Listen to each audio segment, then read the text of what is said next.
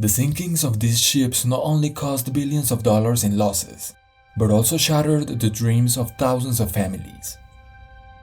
Let's begin with the most expensive sinking of contemporary times, which cost around $3 billion. On Friday, January 13, 2012, the Costa Concordia cruise ship sailed close to the coast of Giglio Island in Italy to perform a maneuver known as salute or greeting, where ships approach the shore to activate their sirens or horns announcing their passage. The cruise ship hit the rocky terrain near the surface, puncturing its structure and causing it to run aground. Shortly afterward, several compartments filled with water and it began to sink on one side. Of the 4,200 people on board, most survived. Unfortunately, 32 of them couldn't be rescued. The construction cost of the cruise ship was $600 million, with equipment and various attractions on board adding another $300 million. Additionally, over $2 billion were spent on reducing environmental damage, extracting liquids such as fuel and oil, refloating the ship, and ultimately transporting it to Genova for scrapping. This entire process, lasting about 2.5 years until July 2014, sadly resulted in the loss of another person, one of the salvage operation professionals. This is the largest maritime salvage operation in history. Although it would have been much more economical to cut the cruise ship and remove it in parts, that would have caused much greater environmental damage to the ocean and its ecosystem.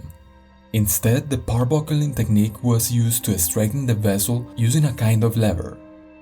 In this case, since the cruise ship laid next to an underwater abyss, a subsea platform was built to support it once upright.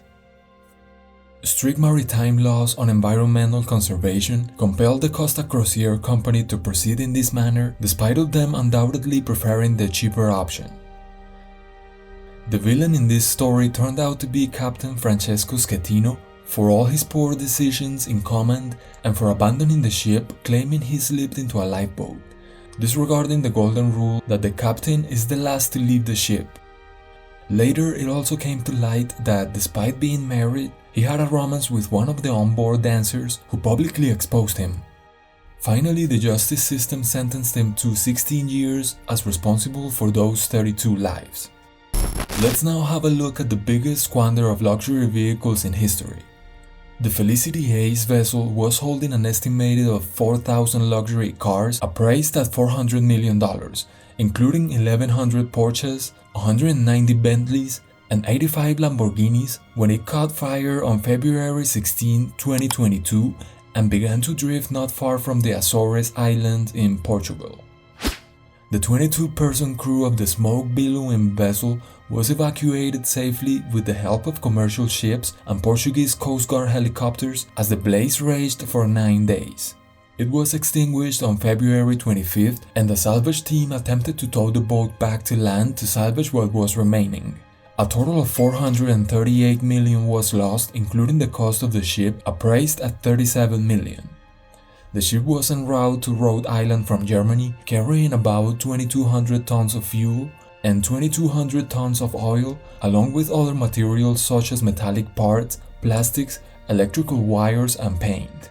The Navy said some debris and a small stain of oily waste were discovered on the site where it sank. The reason for the massive fire at the vessel is still unknown, but it is suspected that lithium-ion batteries used in electric vehicles might have caused it. Towing plans were discarded when the ship started to sink. Officials say they have no firm evidence about the cause of the fire or the actual sinking. The ship and the luxury cars now rest 10,000 feet at the bottom of the Atlantic Ocean, and it's very unlikely that they will attempt to retrieve the wreck. When the car carrier ship Golden Ray overturned on the coast of Georgia, United States, the ship itself represented a loss of $62 million. Add to that another $142 million in losses for the cargo of 4,200 vehicles that the ship carried, plus $842 million for wreck removal and environmental cleanup.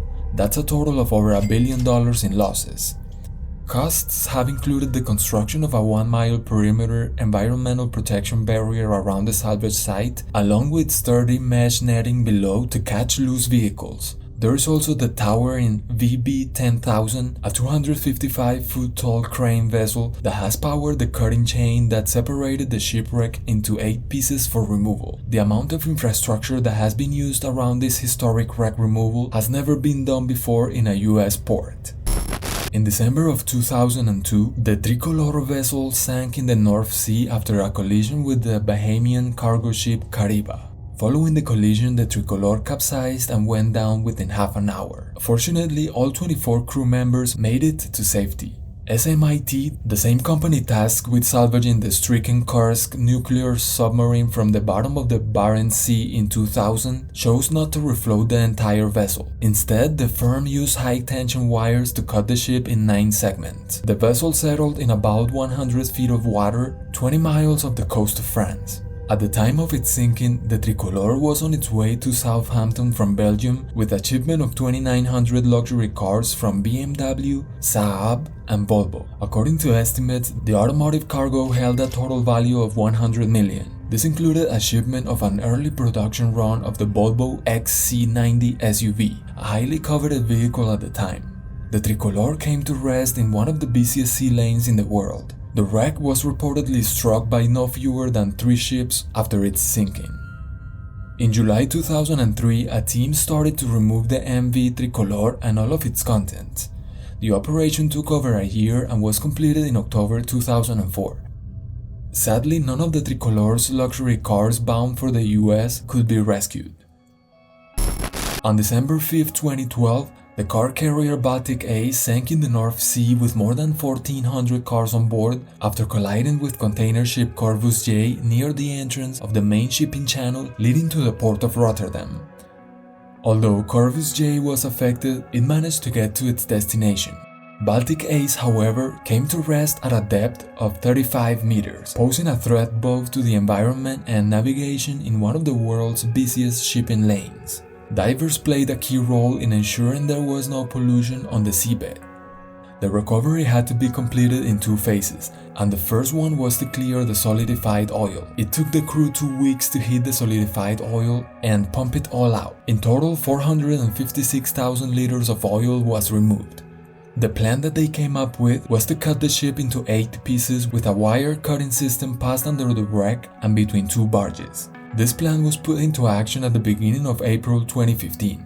Many of the individual pieces of the ship were able to be removed in single pieces, but some fell apart on the way up and required a large salvage crane.